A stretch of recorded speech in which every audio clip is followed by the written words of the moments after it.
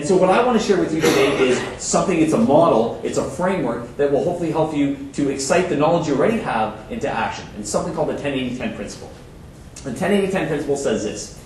You take any group of people, and you can subdivide them into 3 groups. Top 10, bottom 10, and majority 80. The top 10 is the type of people that want to be there.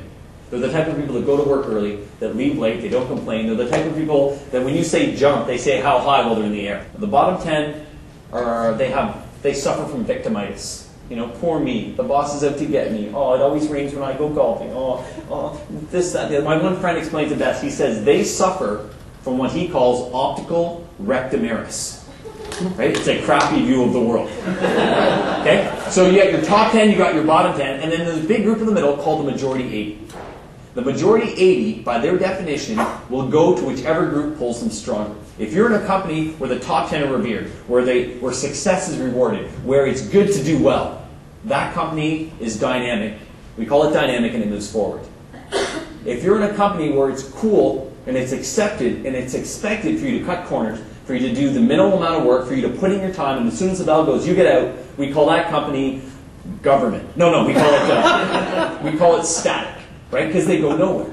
The 10-80-10 principle does not measure people, it measures people's behaviors. People are not top 10 and bottom 10, people's behaviors are. So any individual can be living in all 3 areas. I may be top 10 when it comes to work, I may be bottom 10 when it comes to my physical body, and I may be majority 80 when it comes to relationships.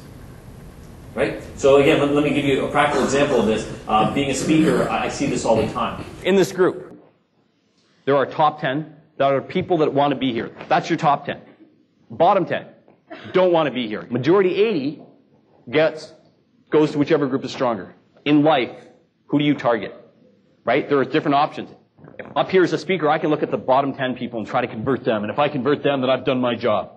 But I'll tell you right now, they don't want to be converted and they will not be converted. So you don't worry about the bottom 10. Well, what about the majority 80? Well, the majority 80, that makes sense because we already know they're swayable. They want to be convinced. But if I'm one person, and there's 500 people in the audience, there's 400 people in the majority 80. And it's really hard for me to concentrate on 400 people when I only have 25 minutes. Oh, 400 people, okay, I got you. So it's difficult to do that.